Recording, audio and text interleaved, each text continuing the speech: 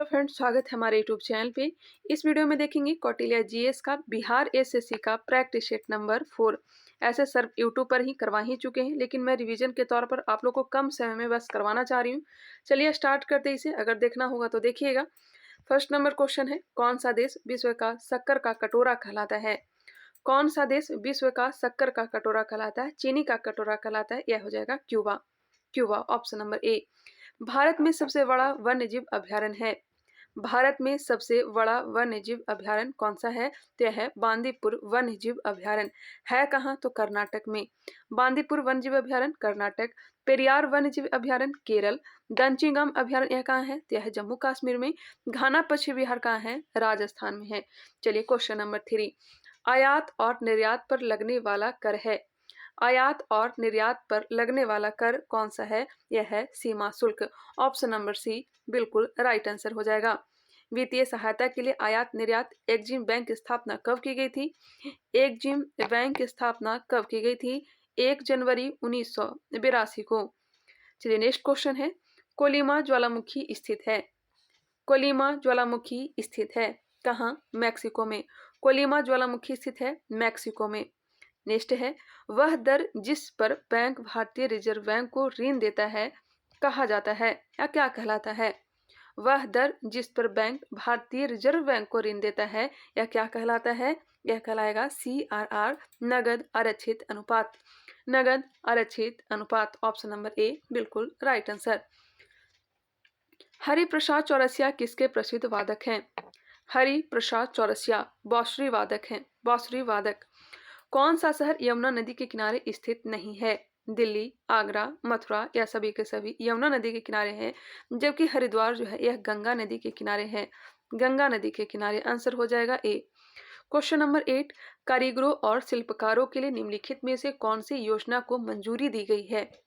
कारीगरों और शिल्पकारों के लिए निम्नलिखित में से कौन सी योजना को मंजूरी दी गई है? पीएम विश्वकर्मा योजना। पीएम विश्वकर्मा योजना। किस मंत्रालय ने लर्निंग मैनेजमेंट इंफॉर्मेशन सिस्टम सक्षम लॉन्च किया है? सक्षम लॉन्च किया है स्वास्थ्य मंत्रालय। स्वास्थ्य मंत्रालय। राष्ट्रीय गीत वंदे मातरम किसने लिखा है? Vande Mataram Bankim Chandra Chatterjee. Bankim Chandra Chatterjee option number B बिल्कुल राइट आंसर है। चलिए नेक्स्ट क्वेश्चन, ध्यानचंद ट्रॉफी किस खेल से संबंधित है? ध्यानचंद ट्रॉफी किस खेल से संबंधित है? यह है हॉकी से। हाल ही में किस राज्य की चाय को यूरोपीय भौगोलिक संकेत टैग प्रदान किया गया है? किस राज्य की चाय को जीआई टैग प्रदान किया गया है? कांगड़ा चाय को। आंसर हो जाएगा सी, कांगड़ा चाय को ऑप्शन नंबर सी। नेक्स्ट है, निम्नलिखित में से किस भारतीय राज्य की सीमा तिब्बत, नेपाल, भूटान और पश्चिम बंगाल को स्पर्श करती है? किस भारतीय राज्य की सीमा तिब्बत, नेपाल, भूटान और पश्चिम बंगाल को स्पर्श करती है? यह हो जाएगा सिक्किम। आंसर हो जाएगा डी। नेक्स्ट है, स्वत्व की न्यस्तता का सिद्धांत किसने दिया? स्वत्व की न्यस्तता का सिद्धांत किसने दिया? यह दिया था महात्मा गांधी ने। स्वत्व की न्यस्तता का सिद्धांत किसने दिया था? महात्मा गांधी। वैज्ञानिक समाजवाद का सिद्धांत कार्ल मार्क्स ने दिया था। पूंजीवादी अर्थव्यवस्था एडम स्मिथ ने दिया था। भारतीय समाजवाद जयप्रकाश नारायण। कांग्रेस समाजवादी के संस्थापक जयप्रकाश नारायण 1934 में कांग्रेस समाजवादी पार्टी की स्थापना होने की थी। सर्वोदय योजना इन्हीं का देन है। संपूर्ण क्रांति जयप्रकाश नारायण से संबंधित है। बांग्लादेश का सृजन हुआ। बांग्लादेश का सृजन 1971 में हुआ था। आंसर हो जाएगा बी 1971। राष्ट्रपति को शपथ दिलाता है। राष्ट्रपति को शपथ सुप्रीम कोर्ट के मुख्य न्यायाधीश। भारत के सर्वोच्च न्यायालय के न्यायाधीश की सेवानिवृत्ति की आयु कितनी है? भारत के सर्वोच्च न्यायालय के न्यायाधीश की सेवानिवृत्ति की आयु कितनी है? यह है 65 वर्ष। Option number B. वही हाई कोर्ट का हो जाएगा 62 वर्ष। पहले 60 वर्ष ही था, फिर 15वां संविधान संशोधन के द्वारा 15वां संविधान संशोधन 1963 के द्वारा हाई कोर्ट के मुख्य न्यायाधीश की जो सेवानिवृत्ति की आयु है 62 वर्ष कर दिया गया है। ये भी ध्यान रखिएगा। निम्नलिखित में से किसने भारत का सर्वप्रथम आक्रमण किया था? निम्नलिखित में से किसने भारत पर पहली बार आक्रमण किया था? तो अरबों ने। किसने? अरबों ने। 711-12 में मोहम्मद बिन कासिम, जो कि अरब का ही रहने वाला था। जजिया कर पहली बार इसी ने लगाया था। सर्वोच्च न्यायालय में निर्णयों का तटस्थ उदाहरण शुरू करने की घोषणा किसने की? सर्वोच्च न्यायालय में निर्णयों को तटस्थ उदाहरण शुरू करने की घोषणा किसने की? डी.वाई. चंद्रचूड़ ने। डी.वाई. चंद्रचूड़। सत्यार्थ प्रकाश किसने लिखी है? सत्यार्थ प्रकाश दयानंद सरस्वती ने। हिंदी में लिखा गया है दयानंद सरस्वती के द्वारा। 1875 ईस्वी में इन्होंने आर्य समाज की स्थापना की थी। संवाद कौमुदी बांग्ला में लिखा गया था राजा राम मोहन राय के द्वारा। हिंद स्वराज महात्मा गांधी। और प्रबुद्ध भारत किसका है? तो यह हो जाएगा स्वामी विवेकानंद का। भारतीय राष्ट्रीय कांग्रेस के कौन से अधिवेशन के अध्यक्ष गांधी जी थे? 1924 के बेलगांव अधिवेशन कर्नाटक में हुआ था। आंसर हो जाएगा सी। फैजपुर गांव में हुआ था पहली बार गांव में अधिवेशन। कब? 1937 में। और इस अधिवेशन की अध्यक्षता किसने किया था? जवाहरलाल नेहरू ने। सूरत अधिवेशन 1907 किसने किया था? रास बिहारी घोष ने, जिसमें कांग्रेस दो दल, गरम दल और नरम दल में विभाजित हो गया था। नागपुर में 1920 में हुआ था। विजय राघवाचार्य ने इस अधिवेशन की अध्यक्षता किया था। ट्रांसपोर्ट आउटलुक 2023 किस संस्थान द्वारा जारी किया गया था? ट्रांसपोर्ट आउटलुक 2023 किस संस्थान द्वारा जारी किया गया था? ITF के द्वारा। दो विशाल भूमि के क्षेत्र को जोड़ने वाला अत्यंत सकरा भूमि का पट्टा कहलाता है। इसे कहते हैं भूसंधि। दो विशाल भूमि के क्षेत्र को जोड़ने वाले अत्यंत सकरा भूमि का पट्टा क्या कहलाएगा? भूसंधि कहलाएगा। किस देश ने भारतीय प्रधानमंत्री नरेंद्र मोदी को राजकीय यात्रा पर आमंत्रित किया है? किस देश ने भारतीय प्रधानमंत्री नरेंद्र मोदी को राजकीय यात्रा पर आमंत्रित किया है? यह किया है अमेरिका। दीपावली प्रकाश का त्यौहार निर्वाण दिन है। इस दिन भगवान महावीर का निर्वाण हुआ था, मृत्यु प्राप्त हुआ था। ऑप्शन हो जाएगा बी। कौन सी पर्वत श्रृंखला भारतीय उपखंड की पश्चिमी सीमा बनाती है? पश्चिमी सीमा बनाती है, यह बनाती है हिंदू कुश। ऑप्शन हो जाएगा डी, हिंदू कुश। शारदा अधिनियम संबंधित है। शारदा अधिनियम लाया कब गया था? 1929 में। विवाह से संबंधित है और लागू हुआ था 1930 में। शारदा अधिनियम बाल विवाह से संबंधित है। आंसर हो जाएगा डी। चलिए नेक्स्ट क्वेश्चन। बांग्लादेश के 22वें राष्ट्रपति के रूप में किसने शपथ ली? बांग्लादेश के 22वें राष्ट्रपति के रूप में शहाबुद्दीन छप्पू ने। शहाबुद्दीन छप्पू। ऑप्शन हो जाएगा बी। नेक्स्ट है विश्व की सबसे बड़ी खाड़ी कौन सी है? विश्व की सबसे बड़ी खाड़ी यह है मैक्सिको की खाड़ी। मैक्सिको की खाड़ी। नियाग्रा जलप्रपात कहाँ है? Saint Lawrence USA। आंसर हो जाएगा ए, USA में। सेंट लॉरेंस नदी पर है। कहाँ? अमेरिका में है। आंसर हो जाएगा ए। तुगेला जलप्रपात तुगेला नदी पर है। यह कहाँ है? तो यह दक्षिण अफ्रीका में है। तुगेला जलप्रपात तुगेला नदी पर है और यह कहाँ है? दक्षिण अफ्रीका, जो कि अफ्रीका का सबसे ऊंचा जलप्रपात है। कौन सा है? तुगेला। ध्यान रखिएगा, तुगेला। चलिए क्वेश्चन नंबर 31 देखते हैं। सूर्य के सबसे निकट का तारा है। सूर्य के निकट का तारा कौन सा है? तो यह हो जाएगा Proxima Centauri. Proxima Centauri. Option number C. सबसे बड़ा तारा कौन सा है? तो अल्फा ओरियोलिस है। अल्फा ओरियोलिस। नेक्स्ट है अकबर के शासन में राजा टोडरमल कौन था? राजा टोडरमल कौन था? वित्तीय सलाहकार। टोडरमल कौन था? तो वित्तीय सलाहकार था। सम्राट अशोक के पिता का नाम क्या था? इनके पिता का नाम था Bindusara. Bindusara. Option number B बिल्कुल राइट आंसर है। कंफ्यूज नहीं होइएगा। अजातशत्रु के पिता का नाम क्या है? तो है बिंबिसार। ठीक है। चलिए नेक्स्ट क्वेश्चन। सुमेलित कीजिए। सुमेलित करना है। प्रथम पंचवर्षीय योजना 1951 से 56 बिल्कुल इजी है। वार्षिक योजना 1966 से 69। चतुर्थ पंचवर्षीय योजना 1969 से 74। रोलिंग प्लान 1978 से 79। एक बार फिर से आप लोग देखने का प्रयास करिएगा। इसका जो राइट आंसर हो जाएगा ऑप्शन नंबर सी। मैं बस रिवीजन के लिए आप लोगों को मैं करवा दूँ और मेरा भी रिवीजन हो रहा है इसलिए। ऐसे तो सर यूट्यूब पे ही इसका क्लास करवाए भी हैं। देखना चाहें तो सर का भी वीडियो आप लोग देख सकते हैं। चलिए नेक्स्ट क्वेश्चन देखते हैं। 35 नंबर। भारत का राष्ट्रीय कैलेंडर आधारित है। भारत का राष्ट्रीय कैलेंडर शक संवत पर आधारित है। इसे 22 मार्च 1957 को लागू किया गया था। ऑप्शन हो जाएगा बी, शक संवत पर। 622 ईस्वी में हिजरी संवत को भी लागू किया गया था। 78 ईस्वी में शक संवत को लागू किया गया था। वही विक्रम संवत को 57 ईसा पूर्व में लागू किया गया था। चलिए नेक्स्ट है। मोहिनी अट्टम किस राज्य का नृत्य है? मोहिनी अट्टम यह कहाँ का है? केरल का है। भरतनाट्यम कहाँ का है? तो तमिलनाडु का है। कुचिपुड़ी कहाँ का है? तो आंध्र प्रदेश का है। ओडिसी ओडिशा का है। सतरिया कहाँ का है? तो असम का है। मणिपुरी मणिपुर का है। कथक कहाँ का? उत्तरी भारत या फिर उत्तर प्रदेश का है। कथकली कहाँ का है? तो केरल का। ये सब शास्त्रीय नृत्य है। चलिए क्वेश्चन नंबर 37, निम्नलिखित में से कौन सा महाजनपद बिहार में स्थित नहीं था? 3 महाजनपद बिहार में थे, कौन कौन सा था? तो मगध था, वज्जी था, अंग था। कौशल नहीं होगा, कौशल जो था, कौशल की राजधानी श्रावस्ती, यह था यूपी में। आंसर हो जाएगा डी। चलिए ध्यान रखिएगा, मगध की राजधानी कहाँ थी? राजगृह थी। अंग की राजधानी चंपा थी। वज्जी की वैशाली थी। रामचंद्र पौंडोल को किस देश का नया राष्ट्रपति चुना गया है? रामचंद्र पौंडोल को किस देश का नया राष्ट्रपति चुना गया है? यह चुना गया है नेपाल का। आंसर हो जाएगा डी। निम्नलिखित में से किस कंपनी को हाल ही में 13वीं महारत्न कंपनी के रूप में घोषित किया गया है? 13वीं महारत्न कंपनी के रूप में घोषित किया गया ऑयल इंडिया लिमिटेड को। Oil India limited. चलिए क्वेश्चन नंबर 40, भारत में डचों ने अपनी पहली व्यापारिक कोठी कहाँ पर स्थापित की थी? भारत में डचों ने अपनी पहली व्यापारिक कोठी कहाँ पर स्थापित की थी? मछलीपट्टनम ने। डच ईस्ट इंडिया कंपनी की स्थापना हुई थी 1602 में। भारत आया था 1605 में। 1605 में पहली फैक्ट्री मछलीपट्टनम में स्थापित की थी। 66वां संविधान संशोधन अधिनियम किससे संबंधित है? 66वां संविधान संशोधन 2002 सभी को पता है। 11वां मूल कर्तव्य को इसके द्वारा ही जोड़ा गया था।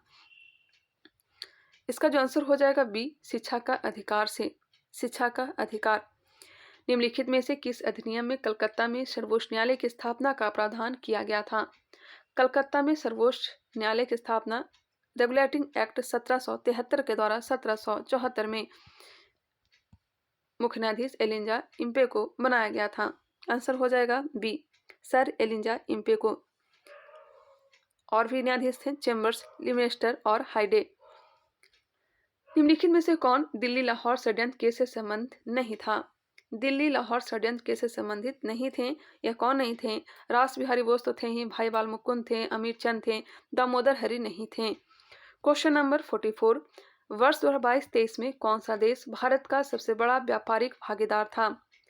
वर्ष 2022-23 में कौन सा देश भारत का सबसे बड़ा व्यापारिक भागीदार था? संयुक्त राज्य अमेरिका। कोरियोलिस बल किस स्थान पर न्यूनतम होता है? कोरियोलिस बल किस स्थान पर न्यूनतम होता है? तो यह होता है भूमध्य रेखा।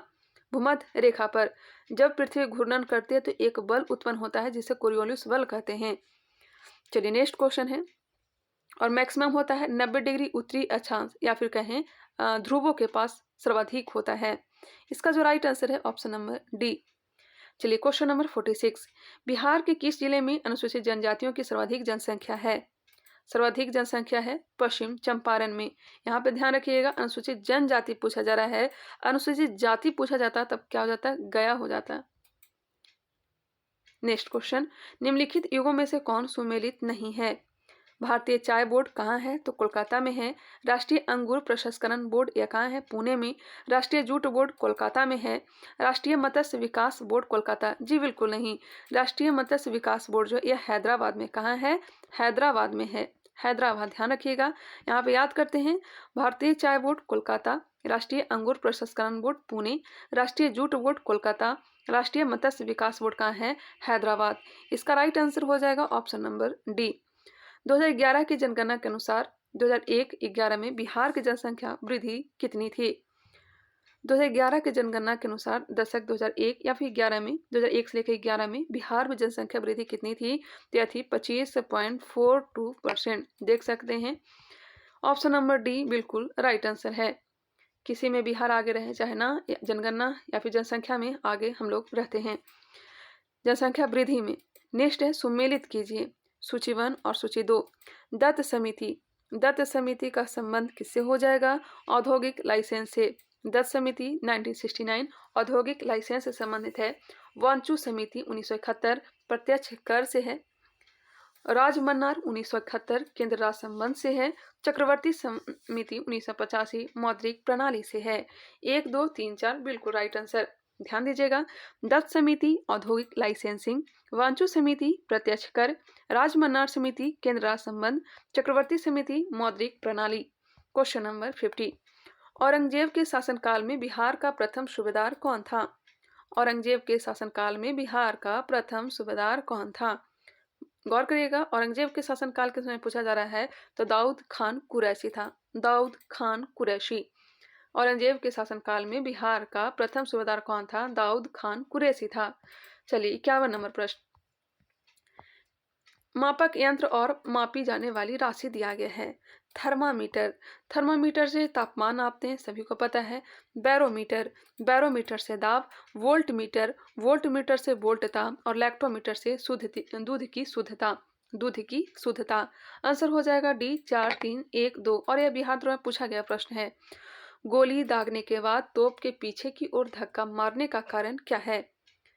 गोली लगने के बाद तोप के पीछे की ओर धक्का मारने का कारण है न्यूटन गति का तीसरा नियम। इनमें से कौन प्रथम श्रेणी का उत्तोलक है? प्रथम श्रेणी का उत्तोलक कौन सा है? यह तराजू है, तराजू। वही हल जो है तृतीय श्रेणी का है। मनुष्य का हाथ, यह भी तृतीय श्रेणी का उत्तोलक है। सरौता द्वितीय श्रेणी का उत्तोलक है। निम्न में से क्या आर्किमिडीज के सिद्धांत पर आधारित नहीं है? आर्किमिडीज के सिद्धांत पर आधारित नहीं है। हाइड्रोमीटर, पंडोवी, लैक्टोमीटर, यह सब आर्किमिडीज के सिद्धांत पर आधारित है, जबकि ओडोमीटर आर्किमिडीज के सिद्धांत पर आधारित नहीं है। ध्वनि के वेग पर प्रभाव नहीं पड़ता है। ताप का, माध्यम का, दाब का, आर्द्रता का। ध्वनि के वेग पर प्रभाव नहीं पड़ता है तो दाब का प्रभाव नहीं पड़ता है, दाब का प्रभाव नहीं पड़ता है। मरुस्थल में मरीचिका या मृग तृष्णा बनने का मुख्य कारण क्या है? मरुस्थल में मरीचिका या मृग तृष्णा बनने का मुख्य कारण क्या है? तो प्रकाश का अपवर्तन तथा पूर्ण आंतरिक प्रतिबिंब दोनों। आकाश, माफ करिएगा, प्रकाश का परिवर्तन और प्रकाश का अपवर्तन तथा पूर्ण आंतरिक प्रतिबिंब दोनों। चलिए नेक्स्ट क्वेश्चन। प्रकाश का क्वांटम सिद्धांत किसके द्वारा प्रदान किया गया था? प्रकाश का क्वांटम सिद्धांत किसके द्वारा प्रदान किया गया था? प्लांक के द्वारा। प्लांक के द्वारा, ऑप्शन नंबर बी। प्रकाश का क्वांटम सिद्धांत किसके द्वारा? प्लांक के द्वारा। डायनेमो इसे परिवर्तित करता है। डायनेमो यांत्रिक ऊर्जा को विद्युत ऊर्जा में, वही मोटर जो है विद्युत ऊर्जा को यांत्रिक ऊर्जा में कन्वर्ट करता है। मेथनॉल का रासायनिक सूत्र है मेथनॉल, CH3OH, CH3OH। आंसर हो जाएगा सी, CH3OH। एथेनॉल या फिर इथाइल एल्कोहल, तो इसका हो जाता है C2H5OH। C2H5OH किसका है? एथेनॉल या फिर इथाइल अल्कोहल का। पोर्टलैंड सीमेंट के प्रमुख संघटकों में शामिल है। पोर्टलैंड सीमेंट के प्रमुख संघटकों में शामिल है। आंसर हो जाएगा डी, लाइम, सिलिका और एलुमिना। लाइम, सिलिका और एलुमिना। चलिए, मजबूती जो देता है, मजबूती जो देता है, माफ करिएगा, मजबूती जो देता है यह सिलिका देता है। लाइम जो है चूना पत्थर के जमने के बाद दरार से बचाव के लिए यह लाइम जो है काम करता है। चूना पत्थर जमने के बाद दरार से बचाव के लिए लाइम जो है काम करता है। नेक्स्ट है त्वरित सेंटिंग के लिए एलुमिना। समभारकों में होता है, समभारकों में होता है समान भार संख्याएं किंतु विभिन्न परमाणु संख्याएं। समभारकों में होता है समान भार संख्याएं किंतु विभिन्न परमाणु संख्याएं। चलिए क्वेश्चन नंबर 62 देखते हैं। हाइड्रोजन बम के सिद्धांत पर आधारित है। हाइड्रोजन बम अनियंत्रित संलयन अपक्रिया, अनियंत्रित नाभिकीय संलयन अपक्रिया। आंसर हो जाएगा डी। वही परमाणु बम जो है अनियंत्रित विखंडन अपक्रिया, परमाणु बम अनियंत्रित विखंडन अपक्रिया।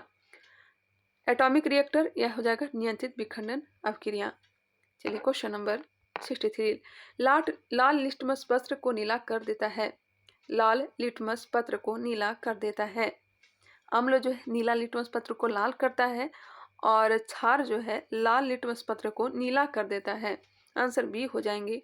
नींबू रस का पीएच मान होगा 2.4। नींबू रस का पीएच मान 2.4।